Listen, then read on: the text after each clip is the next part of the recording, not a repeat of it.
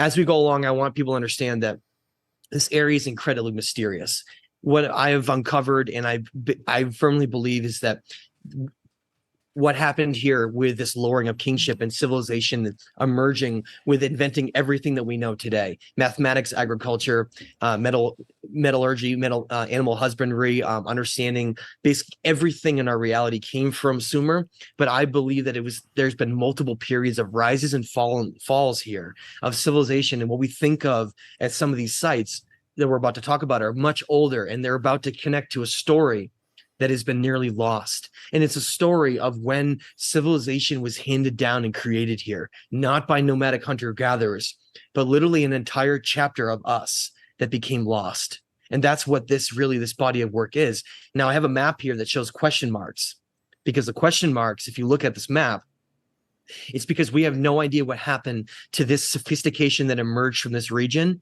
It went somewhere, but it was unknown really where it went, because what we find around the world are these mysterious structures that seem to be created with a precision and understanding that we even can't do today. The Great Pyramid of Giza is 2.5 million stone blocks with an average of 10 tons each, that would have taken a civilization something like, infinite amounts of manpower with hundreds of blocks a day. It would have been impossible. We do not understand how they built those structures. And we don't understand how they built many, many others around the world, like at Ollantaytambo or Sacsayhuaman or Cusco in Peru, down through Egypt, and in this area of Turkey we're about to get to, and other places like Greece. There's a story here that's lost, a chapter of civilization that seemed to spread around the world, that knew incredible things, that built these massive, massive temples, and they were all destroyed by catastrophes around the world. And the remnants are just what we're trying to figure out. These little fragments of a history that wants to be known. And that's what I believe these new sites link, is this whole forgotten story. And it begins, though, with understanding where we started. And where we started comes from these cuneiform tablets that were found amassed in these massive library called the Ashurbanipal Library, that was found in 1849 in Nineveh, Mosul area of Iraq, one of the most destabilized areas of the world now. And what it was a huge, enormous collection of over 40,000 cuneiform tablets that told our story about civilization being created, these great Anuna gods that came here, and then we were these powerful beings of the basically of the universe, and that we forgot who we were. And that these stories talk about how there were ancient kings that lived for thousands of years. They were part of certain bloodlines that then carried on and spread around the world, and they were the sages that then created these civilizations that we think of. And this is where it begins, though. It begins in Eridu, because Eridu is where they say the first city ever created on Earth was here. And yet, as of 1948, has been completely abandoned by mainstream archaeologists and only partially excavated. There's a story underlying here that doesn't want to be known. And the story is that this site is going to prove to be not 6,000 years old, not 10,000 years old, but maybe more than 50,000 years old. It's like a lost chapter of us that we almost can't comprehend now. But the point I'm trying to make here, guys, is that this was previously considered a myth and a legend in these tablets. Everything was. They were myths and legends. They weren't real. And yet then we found Eridu. And hush, hush, they just kind of whispered they found it, and they only partially uncovered it. And then they left it to the wolves, and it's been abandoned. That is crazy. If they think that is the first city of civilization, they're like, we're done here. Wrap it up. We're gone. That's the same thing with Troy. Troy was considered to be a myth, like the Trojan War. Like there was no archaeological. And then they find it. What's the evidence of it being 50,000 years old? Oh, he's gonna get into that. Yeah, well, I'm just. I mean, the evidence that we're gonna get to is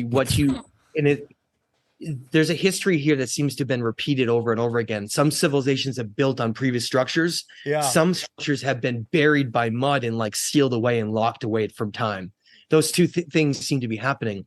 Now, Eridu is always described as being the first city ever created. But when you go through all the kings list, whether or not it's from Sumer, Akkadian, Babylonian, or even up into this eastern Ararat, Lake Von area that we're going to get into, you find this core truth that seems to echo that these kings are far more ancient than we understand, and that this city is ancient. And we're going to get into that in a second, but this is an entire chapter of history that we don't even consider real anymore today. But it was found, and there's artifacts in the British Museum today. And we know, and I've gone through a whole crusade on this. You can see my campaign to save Eridu. I've done tons of shows like showing people actively looting it, all the things going on at the site. But this is the most important archaeological site in the world, in my opinion. And it's the biggest conspiracy of any site in the world. Let's go. I'm in, dude. I'm excited. That's episode 1 in the docuseries. But there's more, guys. This is just the tip of the iceberg. It's just the beginning. This is site 1 that then links a story that doesn't want to be known. Now, remember, so Eridu was found. It's been basically ignored, and tablets are sticking out of the ground, and people are in these images, these looters that are uploading them. I've shown this on previous videos I've done and shows like Open Minds on Gaia, but people are finding these tablets and just taking them out of the ground and then just selling them on the black market. It's like our most important stories in history of our entire species is being left to the wolves. And that's exactly what's happening right now. Unbelievable. Now, that's part 1 of our history being hidden. Here's part 2. There's 5 cities that are talked about as being the first cities ever created on Earth. And then there was a disaster and they were all wiped out. That's what the tablets all state. Eridu is the first, but the last city on that is where this whole story links.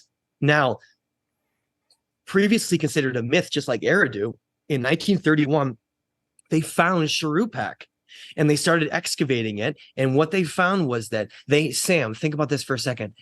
The stories of this city was that a catastrophe came through with a wall of water and mud so intense that it wiped out and buried the city and left it forever forgotten to time. Here's what's so fascinating. In 1931, they find the ruins, the location by using different means. They have to excavate and dig down 45 to 50 feet. That's an image right there of Shuruppak digging down to get to the ruins in the bottom of 50 feet of mud. 50 feet. Just like the stories of a great flood describe, is that this was supposed to be the remnants of a previous version of us that was built, that had these like royal kingships handed down with these royal Anuna gods and all these things going on the earth at the time, and that this was the last city on earth before a catastrophe wiped everybody out. And that's where the question marks had previously come in. And this is where my body of work had come in, studying these kings lists and the bloodlines, trying to figure out, did anybody survive from this time period? That's where we go next. The stories of this entire epic of our time are incredible. And I want to go back to this. Now, these 2 tablets are the best 2 examples of describing this time period, but there are many others that are also echo it, like the legend of Itsubar and Eridu Genesis and others. Now, what you're seeing on the left is called the Atrahasis, and on the right is the Epic of Gilgamesh. Now, these tablets are, in my opinion, we could get rid of all the rest of them if we had to, and these would provide us a means to still understand our history. They're so fundamentally important. First of all, they're enormous. The Epic of Gilgamesh is one of many, many tablets, just like the Atrahasis is. Many, many tablets that go in line like a story, like chapters in a book. And that's exactly what these are. So the Epic of Gilgamesh is not simply just one story. It's a collection of stories as part of his journey as an ancient king of the city of Uruk, which was supposed to be a myth that was then also found as well. I want to point that out. So in these stories, what happens is it states that those first 5 cities are created, and they're ruled by a royal bloodline of kings that descended from the gods, these royal demigods, and they lived for thousands of years. And that's where all the gifts that we have came from. These telekinesis gifts and these gifts of our mind that we don't know how to use yet, that we've lost. They came from here. And they were part of this time period of these bloodline kings that descended down, and they ruled these 5 cities. They describe how the 5th city, known as Shuruppak, was the last city before a catastrophe came through and wiped it out. And that the last king of this city was who became the biblical figure of Noah. Okay? The biblical Genesis figure that we consider Noah came from these stories. That Genesis flood is this, except they manipulated it and turned it into a silly story. Don't ignore that for a second, but just understand that it exists in its form, and understand that some of the information pertaining to that, like the bloodline stuff, is relevant, but not like 2 of every animal of every kind. That's just silly. So in this, it states that there was an ancient king known as Ubaratutu, and that his son was Noah, and that he became the last king, and that before the catastrophe came through, he had this specific bloodline that was very important. He was warned that a catastrophe was going to come through that was going to basically wipe out almost all of mankind. And he built this craft, and everything is described, that him and his family and his 3 sons, I want to make that super clear that we remember that, 3 sons went and survived a catastrophe, and everything was destroyed. And in those stories, Shem, Ham, and Japheth, those names, that's the names of the 3 sons. Shem, Ham, and Japheth. Or the Shem? Shem, Shem, Ham, Ham, and Japheth, Japheth. Yes. I know where you were, Sam. So shut up. In these tablets, and ignore the biblical versions for a minute, but of course make the parallel comparisons, is that here's Mount Ararat in eastern Turkey near the Armenian border, 17,000 feet high. It's a huge mountain. It's the highest mountain outside of the Himalayas and the Caucasus range of outside of that. Supposedly, like, he lands on this, and the world is flooded by like tsunamis and tectonic changes, and the world is like in chaos. And it's described that he lands here, and that another version of civilization emerged somewhere around here. And that's where I'd been stuck for like 5, 6, 7, 8 years. Stuck. Didn't know where to go. How the heck does Atlantis tie in at all to Sumer? How does the ancient Athenian pre-Greeks tie in? How does ancient Peru tie in? How does Egypt tie in? How does any of it tie in? This is how it ties in. This is what's so exciting. This is why Jeff and I are doing this docuseries. In the last couple of years, they've made archaeological discoveries in eastern Turkey that have, I believe, will change all of history forever. Now, they don't know what they're finding. They're only excavating right now. The only ongoing active site really that's being excavated is what's called Zernaki Tepe. The other 2 I found by accident, or at least searching for them, and they're really not even being touched. Now, remember for a minute, Sam, in these ancient stories, there's a bloodline king and his sons that are descended from like this great race of humans that are largely wiped out. And he supposedly lands here in Mount Ararat, but then we don't hear anything from him ever again. There's never a cuneiform tablet ever written again that tells what happened that survived. But it makes you wonder, for instance, in the Ashurbanipal library that those tablets came from, they found, well over 20, 30,000 tablets, but we only know of several hundred that have ever been translated today. So maybe these stories are there, and that we just have never been shown them. But that's what's exciting, is that this area opens the whole thing up, because imagine this, Sam. The stories state that Noah, this figure known as Utanapishtim or Zayasudra in those texts, he lands on this mountain. The world is in chaos with flooding. Yeah. And the Inuna gods descend down. Enlil descends down, and he's furious in these tablets. In the Atrahasis says no man was supposed to survive the flood. They want to destroy all mankind. And he says, how could a man survive? And Enki comes down and says to him, I warned him because he is a bloodline descendant of me. I warned him so he could survive the flood. And there's an agreement made where from that point on, humans only live a very short amount of time, 120 years or less. It's called, and you find out through the death of Games and Epic of Gilgamesh and Atrahasis that they basically take immortality away from humans in this story. That's why the ancient humans were considered like demigods. They take immortality away. We have to live younger, but they also, what they do is they share ownership with these different bloodline sons that then travel around the world and create all of these civilizations. And this is the proof that we're about to get to in a second. These sites, what you're going to find is that the University of Istanbul in Western Turkey, they're doing some projects, and a few others are doing some projects where they don't know what they've found. They're uncovering something they think is part of, and the name is right there, the Eurasian civilization. Just like we see all around the world with the Hittites or the Romans or the Inca, anywhere in the world, the ancient stuff that's highly sophisticated was not done by them. They came along and found the ruins and then built on top of them. We see the same thing here from what's called the Eurasian civilization. They had nothing to do with these structures other than they knew they were incredibly important, and they know that they connected back to their ancestors. That's what they knew, and they tried to mimic it. I'm just showing this as a map, as an overview. Now, let me give you a couple stats. Sam, go ahead. No. I was agreeing with what you were saying. This lake is called Lake Van. It's in far eastern Turkey near the Armenian border. It's one of the highest elevation large lakes in the world. Like, real quick, just so you know, I'm Armenian and I am from I am Russian Armenian, and we are from Van.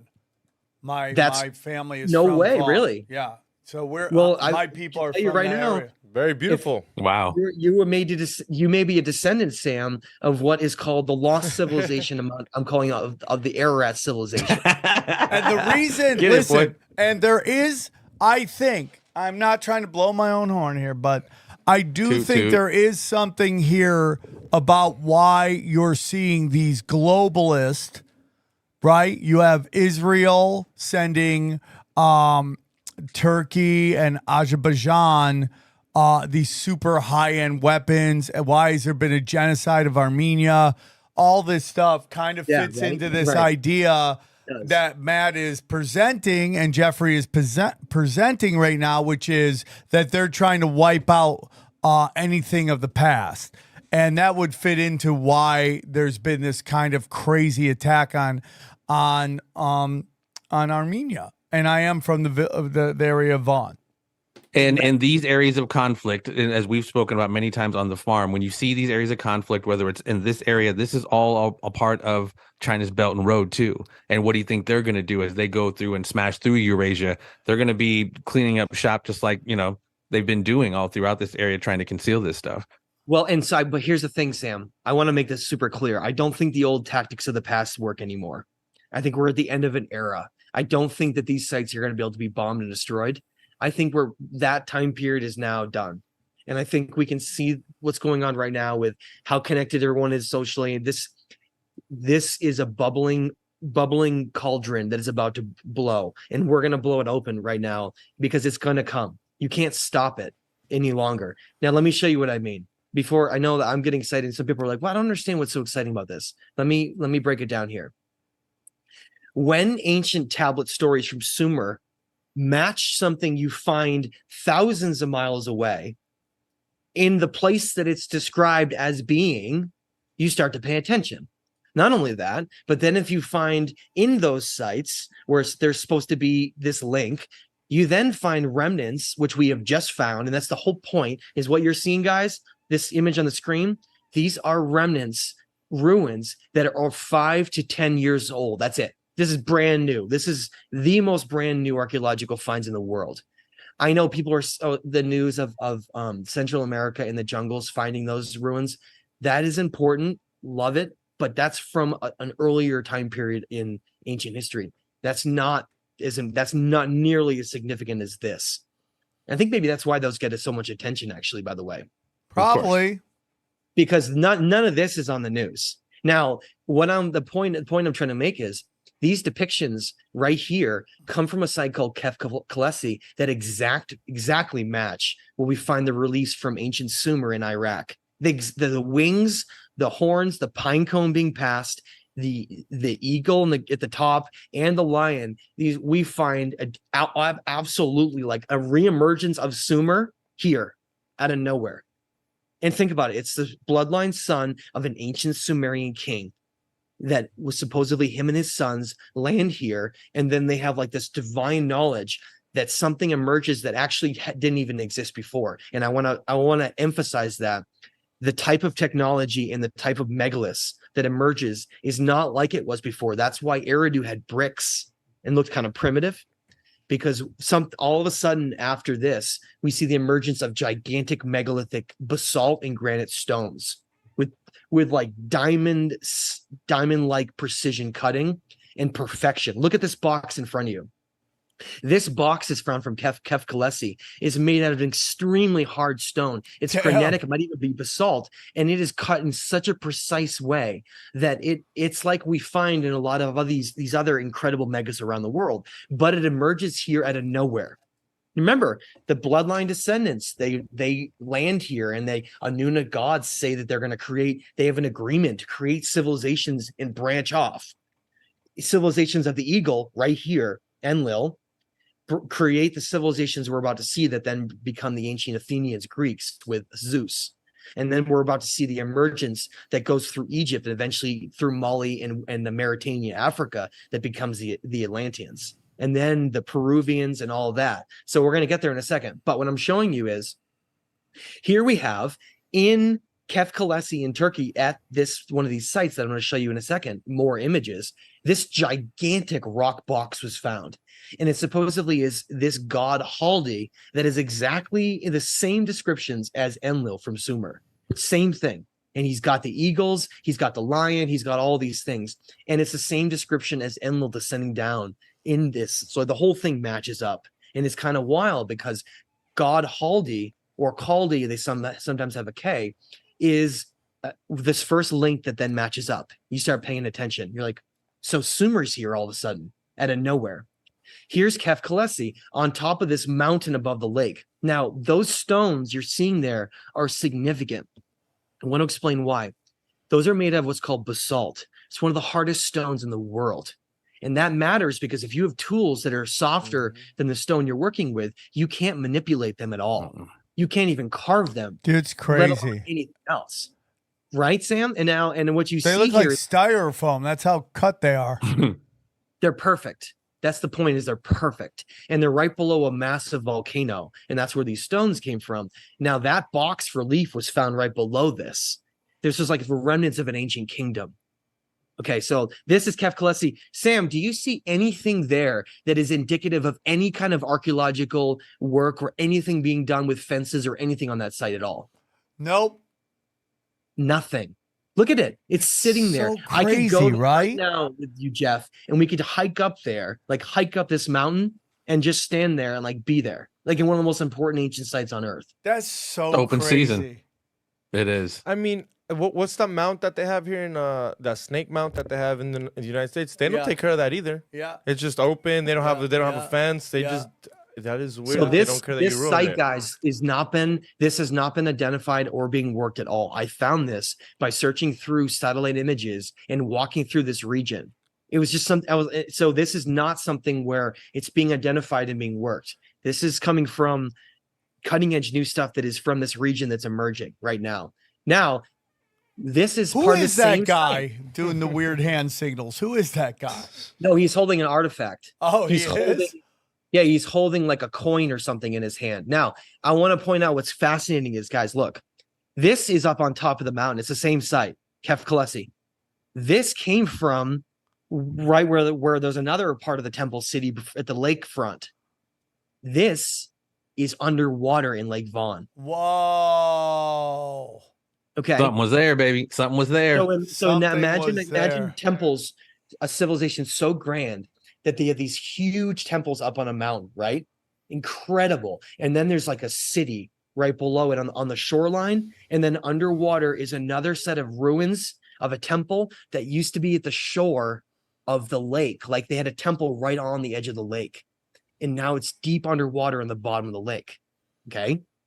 Jeez. Now, this site, they're in total, archaeologists are in total confusion.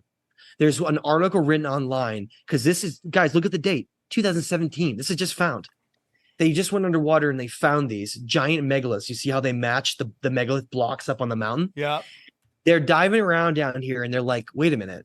In the article, they actually have some quotes. They say they admit that if the Eurasian civilization had created this, how could it be on the bottom of Lake Vaughn? Didn't make any sense. The Eurasian civilization is only several thousand years old. It didn't make sense. And then in the article, they further stated that when the lake was low enough before the last ice age, in order for them to build this, it would have been 15,000 years ago. You're looking at the remnants of ruins that are at least 15,000 years ago, but I believe they're well over 20,000 years ago.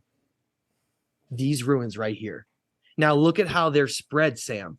Imagine grand temples sitting on a mountain, and imagine tsunamis coming through miles high, just wiping this out and having these be strewn all over the place. You're like looking at a snapshot of over 20,000 years ago, what was just been left there. And I believe that the reason the Eurasian civilization didn't build up here is that this is an incredibly sacred site and they weren't supposed to touch it. That's my opinion. So Sam, again, underwater ruins here proves that this is more ancient than we're told. Yeah. Now here's the next site found in 2014. Excavations are just ongoing at the northern end of the lake. Right now is Zernaki Tepe. And that's another emergence of a gigantic temple complex on top of a small little mountain overlooking the lake. And all three of these sites, which we're about to get to the third one in a second, form a lost civilization that then this architecture, see these megaliths? That looks exactly like something we'd see in Peru, what you see in the background. Whereas something like that is exactly like something you'd see like in Egypt or in some other places. So we're going to get to that in a minute. But this is basically just found. They don't know what they have, but it's highly precise, and it's part of this about this missing civilization. Now let's get to the best one of all. This was previously shown online on social media for a couple of weeks as being a Peruvian site, and as like an example as the best precision of any megalith in the world. But this isn't from Peru. This is from Kavas Tepe in Turkey, part of the trifecta of sites that creates the lost Ararat civilization. Now, Sam, that's the same basalt like we see here, except even perfected to a greater level. Look at the work. Look at the work on those blocks. It's polished to a degree that's like even unlike like to the best that we could even do today. I mean, with basalt, like 90-degree right angles like that, using supposedly Bronze Age tools. Come on. It seems, are they from two different time periods, do you think? So here's what happened. Notice how the way that these blocks look right now. They're strewn all over the place, right? At this site here, this was ruled by King Hake, who was a king who tried to rebuild after another catastrophe and tried to put this back together. So those, you see the lighter, look at the lighter color blocks in the center that form in the blocks. They tried to mimic them with limestone, though, one of the softest stones on earth. They tried to mimic them with those blocks and put them back together, but they just had no idea what to do. This is their best attempt to try to rebuild that time period of history. See all the stuff in the background, Sam, that's like whiter stone? Yeah.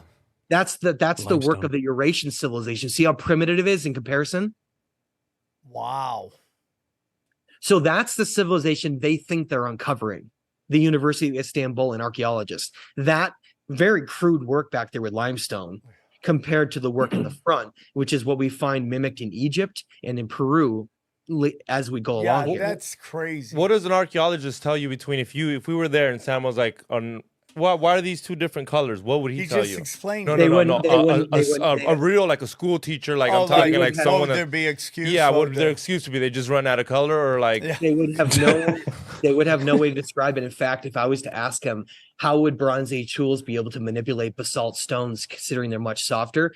They would have no, and that's one of the angles that Jeff and I wanted to do as part of this docuseries, was actually interview maybe someone from one of the universities in the archaeology department and ask those questions. How can basalt that's an 8 or a 9 on the Mohs hardness scale out of 10, hardest stone in the world, how can it be manipulated by primitive copper and bronze tools that wouldn't even be able to touch it, wouldn't be able to manipulate it at all? It's the same thing we find in Egypt and Peru. Okay. So they would use the proof that it's actually significant to dismiss it, is what you're saying, right? Like we would basically ask how it's basic logic. They would use that as evidence that it's can't be from that time, when in fact it's evidence that it's incredibly significant. But they wouldn't say that, and they wouldn't admit it. What they would say is like maybe like, oh, I don't know how it was done. or like something. We're not quite sure yet. We're still trying to figure that out. Well, and that's what's so beautiful about the archaeological discoveries. There's no ambiguity to it. There's no conspiratorial kind of theory about it. Like, how did basalt get cut in such a precision fashion by Bronze Age tools? You just can't deny it. So to answer your, I mean, there's no way they could answer it. Quite frankly, they'd have to acknowledge it because it's right in front of them, but they can't say how it got there. If you were to cut that stone right there, knowing how physics works, understanding the properties of physics and the Mohs hardness scale, I'm telling you, without a doubt, we know that these blocks right here in front of you, the blocks we see in parts of Peru, like Ollantaytambo, Sacsayhuaman, and in like Valley Temple in parts of Egypt, and in some other parts of the world as well, we know that we have remnants of tool marks on some of them. We know that it was some kind of a diamond-tipped saw, because in Egypt, in Abu Rawash, in parts of the Giza Plateau, there are these marks on some of them left behind, and these core drill holes that are perfect. So we know that they had to have had some kind of a high level of technology to make these, but we've never found any tools ever today, ever, that have ever survived. This reminds me of in Detroit, where the bears move into the houses and they're like, this is my new cave. And you're like, well, you're just moving into something that was there before you found it, which is kind of what they did with all the different pyramids. They're like, these people just showed up, and kind of like how Matt talked before on his past appearances, how they just try to basically co-op it and try to figure it out how it works. Yeah, which they couldn't, and just tried to rebuild on top of it. Exactly. Now, the fascinating point, take all that into account right now, and take into account that this emerged here with nothing around it. And it's exactly telltale of this ancient king bloodline landing here and then having to restart civilization again. That's basically what we're looking at. Now, remember, bloodlines again. The descendants in biblical descendants are considered, there's a famous descendant of the three sons of Noah, of the Ziasudra that landed there. One of them is Japheth, and in the king list from Cavus Tepe. So if you go to Cavus Tepe and you find out that there was a king list uncovered, a stone king list from this site you're seeing right in front of you, and it says it was ruled by King Hake, and you go on Google right now and you type in King Hake, you'll find on Wikipedia on the site, I know because I've gone there a million times, it's just right, it's right in front of you. It says King Hake, a descendant of Japheth, who was a son of Noah, who was a son of Ziasudra from Sumer, an ancient king. It's right there. It's like staring you in the face. It's ridiculous. These are the lost son, the ancestors, the bloodline sons of the Noah figure that truly did spread out and create this super civilization that was then wiped out. And this is evidence of that, because it's showing you that these styles of architecture that are then mimicked around the world, and these king lists and some genetic testing we'll get into in a minute, all lead back to this one area of the world right here. This is a 1472 document that's from an ancient Hebrew Bible, and it tells you, it's showing you the bloodlines of Noah and how they spread out all around the world to create civilization. It's right here. And remember what I just said a second ago? Whoa! Look at Europe. Look at Europe with the arrow, guys. Oh, yeah. Japheth took Europe.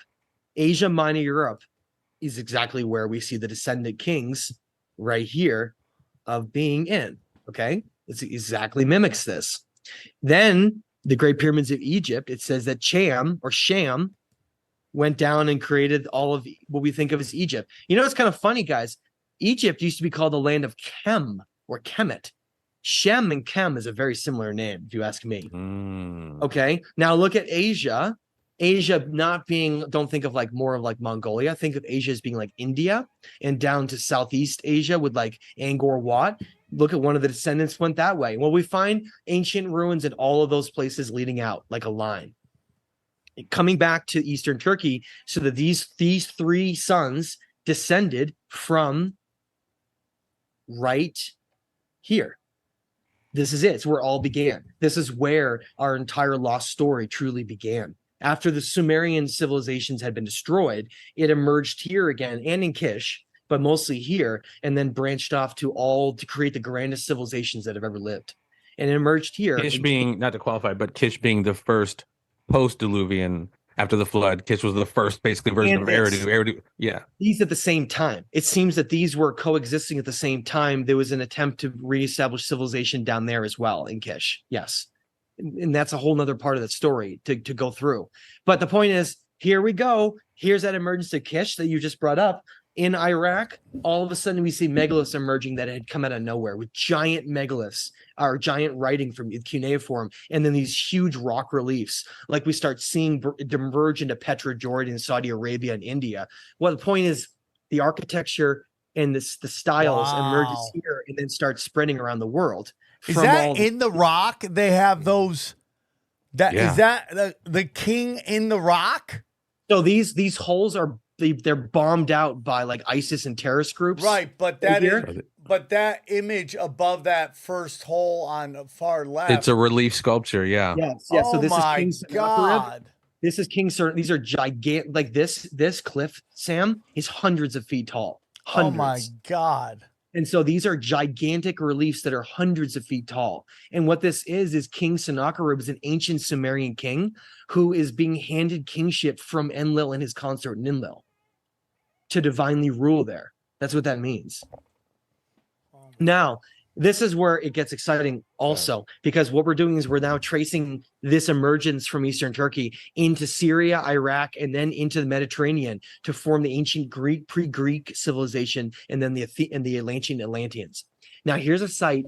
This is crazy, Sam. This is so your sad. Black nobility, Samuel. This is the most sad site in the entire presentation, guys. Even worse than Eridu, because at least Eridu is still there. Kind of. I mean, it's being looted, but this is called Ain Dara in Syria. And remember, all these stones you see in front of you are made from this same material. I want to point out basalt. Damn. It's this volcanic hard material. All of a sudden, we can track it to being coming out of nowhere here in Syria now. So they're coming towards the Mediterranean. How this was discovered is that lion on the right is like a 20-ton basalt lion, massive, incredible.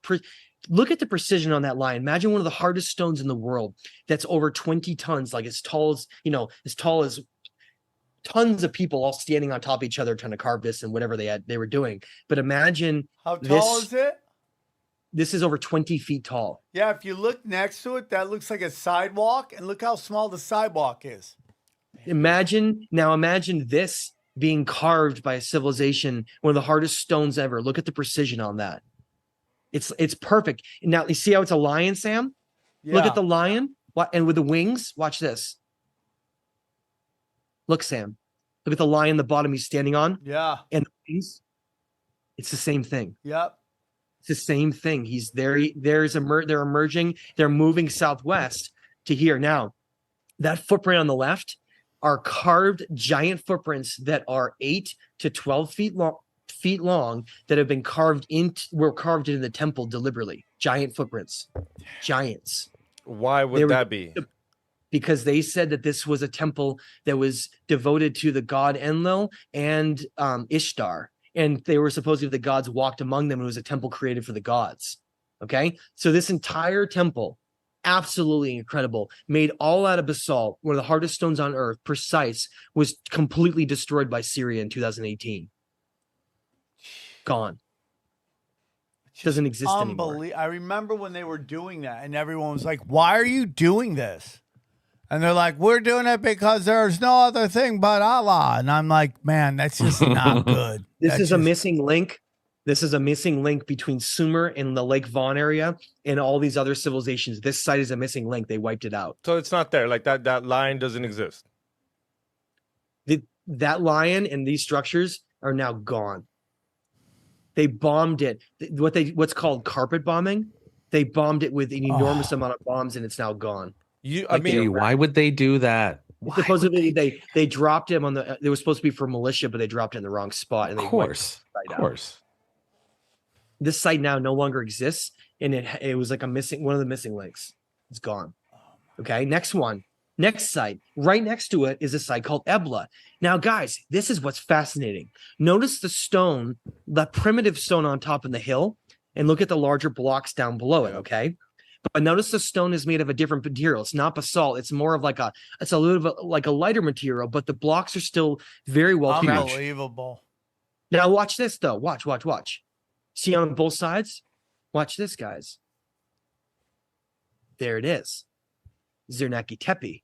So you're seeing emergence of two different styles that's branching out and going different parts of the world. Here's Zernaki Tepe and then the Kavis Tepe type of style. These two styles then become the two styles we see around the world. This style is then mimicked in all throughout Peru, and you see the jointed type of blocks that's a little bit more organic in nature, and we find this in Peru, and we're going to have genetic testing, by the way, from ancient skulls guys that comes back to this area. So do you have any Sexuiman images on the ready, Matthew? Because when I look at this Zarneki Tepe and you look at no. Okay, but yeah, it's just like, how are these rocks? It's almost like they melted into position. But again, from an archaeological standpoint, it's a very similar identifying kind of markers. The fact that they're huge and they're megalithic and how the hell they move them. Right. But the precision. Yes, absolutely. Yeah. See, and it'd be kind of like if you had a specific signature for like how you signed your name, and then you found that exact same thing across the world or something. Right. That signature means that the same influences basically taught them to do it.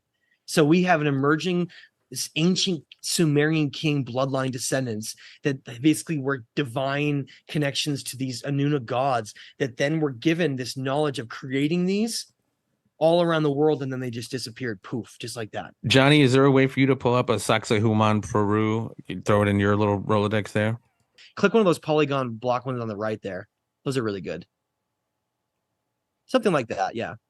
So again, you get the idea. The same style is mimicked across the entire world. Yeah, and we find not only stories of those influences, but we have ancient skulls that have genetic testing back to this region.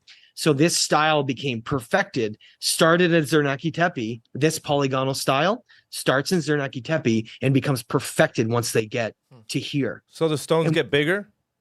The stones get bigger. Those and they stones get better are at huge. what they do. Yeah, those stones are huge. They get better at what they do, and they get more sophisticated over time as they go along. Yes. And you look around that area, Pumapunku, Tiwanaku, Sacsayhuaman, you could see that ancient building at the bottom, and then the smaller, more primitive stuff on top of it. Same methodology of rebuilding on top of the more ancient stuff. So let's get back to where we were. So again, look, so there's Zernaki Tepe. Look at the style there. See, maybe a little bit smaller, but still quite large. Yes. And the same style of the polygons there.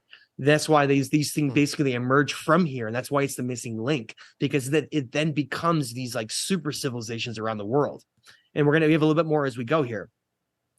So as Aindara destroyed, right? Ebla, back to Ebla. Look, I want see, to fight all those people that destroyed that stuff. Yeah, what right? pieces of shit.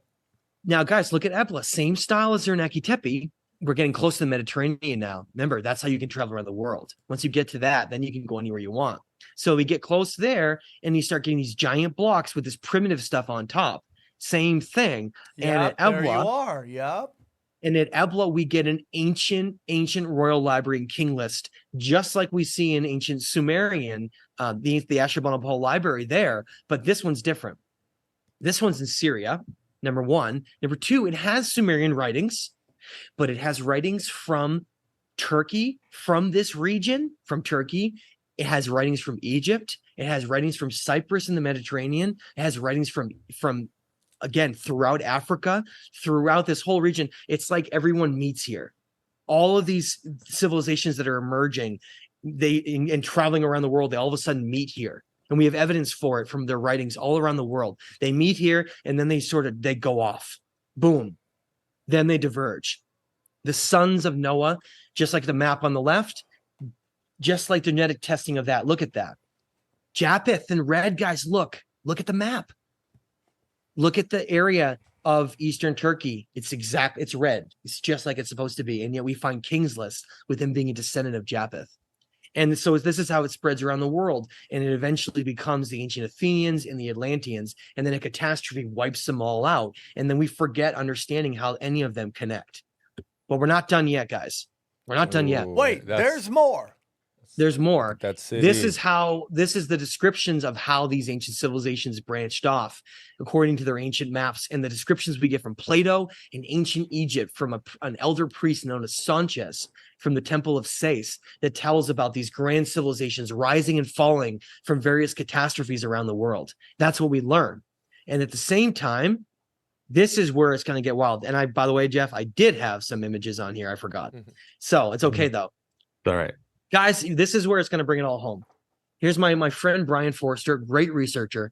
The skull he's holding mimics ancient elongated skulls we find in Egypt with like Akhenaten, as well as in Malta in the Mediterranean from what's called the Oracle Chamber, and in Peru. And what we find are these gigantic elongated skulls that had nothing to do with cranial alignment. They're like almost like another version of humans. They're like genetically some other version of us that isn't really around anymore. That's them. That's that civilization, the sons of Noah. And these civilizations, he's holding one of their descendants of their skulls. Damn. Now, we know that because when we're in, this is Ollantaytambo and Sacsayhuaman in Peru, we have the same description, same identical types of megalithic structures, same ancient stories of gods and sages traveling, right? All these things. And these Paracas skulls that are supposed to be descendants, they genetically tested them. Brian Forster and Lloyd Pye, the great Lloyd Pye, who's no longer with us, they had a whole project where they genetically tested multiple skulls from a museum, as well as Gaia did a program. They genetically tested them, and they all came back to one region of the world. They all genetically were traced back to Eastern Turkey in this area, the area that its emerging civilization was. Not only the bloodlines, the genetics are here, the megaliths are spreading around the world. It's all fitting together, and we might as well throw one more in there, guys, because if somebody's still on the fence about this, but how about the Fuente Magna bull found in 1958 at Lake Titicaca in Bolivia, right next to on the Peru border, that had ancient cuneiform from Sumer found in the pottery there in South America. You don't need any more than that. The Sumerians, ancient king bloodline, go through a catastrophe, land in Eastern Turkey, create a new civilization that emerged that's more grand than ever before. They spread around the world, and here is a piece of pottery that's from those influences that made its way thousands and thousands of miles all the way into Bolivia and was found by a farmer tilling his field in 1958. Damn. Okay? And that is how we find out that we look at Earth history. We have had catastrophes that are beyond our comprehension. Things where temperatures have plummeted, in some cases 150 degrees below zero, and risen so extreme that plants were growing where they weren't supposed to, and then crashed back down. And catastrophes on a level that are like out of apocalyptic movies have erased this entire chapter to where we no longer think it exists any longer. And we're putting those pieces back together to understand that we descended from a great race of incredible builders and adepts and wise men that left behind these remnants for us to find and learn from and try to piece back together to understand who we truly are. So, go ahead, Johnny. Yeah. What was that in the ice? What was that? Was that a mammoth? That's a mammoth. Okay. Yeah, for completely frozen. Tusk. What? That's crazy. Right, yeah. So what they found, I'll just briefly mention this. It's kind of wild, but in 1901, in late 1800s, a man named Edward Toll was exploring Siberia, far up in Canada. And what he found was thousands of these frozen mammoths all throughout the northern landscape. I mean, thousands that had been frozen instantly. And he also found these frozen trees that weren't supposed to grow there that had green leaves that were frozen instantly as well, showing these fluctuations in temperatures that were so extreme. Like, for instance, the coldest temperature ever recorded on Earth is from Vostok, Antarctica. It's from like 1983, and it's like negative 129 degrees below zero. They determined that for these mammoths to freeze instantly with food undigested in their throats, like they're in the middle of feeding this enormous, toughest animal on Earth, is feeding, and it freezes instantly. They determined that the only way that could have happened to not putrefy, meaning rot, was the temperatures had to plummet to 150 degrees below zero, instantly, like that. Quick question, Matt, about the elongated skulls. Like, I mean, they say that supposedly it's because it's intentionally done. No, I know, but it's that if you watch like any Egyptian shit, they'll tell you that it was done through like they'll get an infant and they'll shape the head. So every single one of those persons was actually descendants of one of these? Or can you really do that to a skull? Or can you're trying to mimic like ancestors and you don't have those skulls anymore, but you try to mimic them by looking like them. Yeah, that's it. That's all it is. That's totally it. That's why the ancient Sumerian gods, like, watch, guys, look. This really will bring it home. Like cargo cults, right? No, right here, watch. Here. At the bottom of the screen, that's the famous mural from the Ashurbanipal Library. Yeah. The Anunnaki are on the outer edges with wings.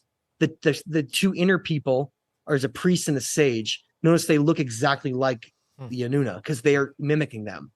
That's the whole point. Like, it's always been about mimicking the gods. That's what basically this whole thing has been about. It's about this connection to an ancient bloodline that then basically traveled around the world and infused itself in root races all around the world. And so it's all over the place now, basically. But it descends from these places, guys. And it's like this missing link of our history. That's this chapter that we don't understand. And this gets into what I was saying about the beginning, how our religious and academic institutions have doubled down on keeping this from us. And not only just that, keep telling us a complete opposite narrative of how flawed and messed up we are because of whatever stuff that happened in the garden. But yeah, it's deep, man. It's deep. That's some crazy ass shit, dude. It's so crazy. So anyway, that's next level.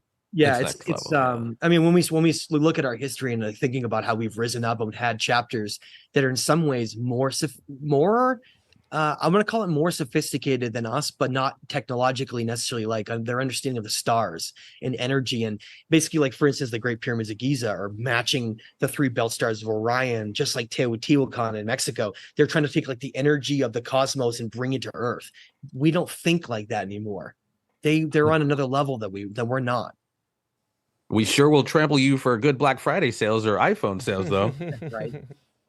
Yeah. No problem doing that. And you start to wonder if, like, a lot of the talk about sacred DNA and all the stuff they've done to us is, Matt, either I think Jeff was mentioning this, but that we're coming up on the time where it might happen again. Things seem to be lining up where it's going to be like, okay, time to reset this. Wrap it up. I'm pretty optimistic for the future, though, Sam. I think this is the one that makes it. And that's a whole nother chunk of conversation. Yeah. The timeline of the Heinrich events, what's causing these kind of catastrophic events. Is it meteors? Is it comets? Or is it something that Matt gets into very extensively on his channel, the binary star system, which is, just mind blowing in of itself. Can we hear a little bit about that? What's the binary star system? So I have about 10 minutes left, and I do have to go, guys. Okay. What I'll say is that really when we're looking at the influence of these civilizations and what destroyed them, what is pretty crazy to wrap our heads around is how adapted they were to surviving here, and yet they didn't make it. So it's a scary thought to think about, is that they were not like materialistic and living in the ways that we are, and they still didn't make it. Because what we're talking about are periods of catastrophes that sometimes last off and on for like over 1,000 years. And it really just, what it does is it makes us pales in comparison when we look at it to try to wrap our heads around this time period we're in with tiny fluctuations, right? Like a volcano goes off in Tonga and it doesn't really do that much, but we're like, oh my God, imagine the power of that. Imagine if 1,000 of those went off at the same time. Or imagine if tsunamis, if we had earthquakes that were like 11, 12 on the Richter scale, and they sent off tsunamis around the world that were like 5 miles high. Simultaneously. Or it's beyond our comprehension what they describe, but they describe it as, basically the ancient Egyptians describe it as being destroyed by fire and water. These civilizations throughout history. Now, what destroys them? It really comes down to some of the great minds like Randall and Graham believe that it's cosmic impacts from basically disrupting like the torrid meteor shower and sending objects in. And that may be a possible factor in this, because there are many events and this is a complex history of Earth. But one of the things I've been studying is the evidence that really points towards our solar system not having just one sun, but actually having like an ancient binary companion star that is so far out and distant and no longer is illuminated that it's been called the dark star. And its influences seem to be creating this cycle here of catastrophes and ice ages and all of these swings that is the reason why our civilizations have risen and fallen and been destroyed in truly catastrophic ways. The dark star. The dark star is called. Yeah. And it's a whole, like, that's probably, honestly, guys, that's like a whole nother show in itself. Absolutely. To try to get into talking about that is complex, but it looks like, I mean, Sam, we know that NASA, there's a lot of things that have been hidden about our solar system, especially ever since the moon in different aspects. But I will tell you that there is compelling data that exists from the Pioneer probes and these probes that have been sent out before Voyager, that our solar system, like the outer solar system, is very different than we know, and that there are influences outer beyond the even the Kuiper belt that have an influence on our solar system gravitationally, and that we're part of like a great movement cycle in the cosmos. Great episode. I wish we could have gone a little deeper into the binary. Thank you, both of you guys, for coming on. Thank you guys for being a part of the show. Thank you for listening.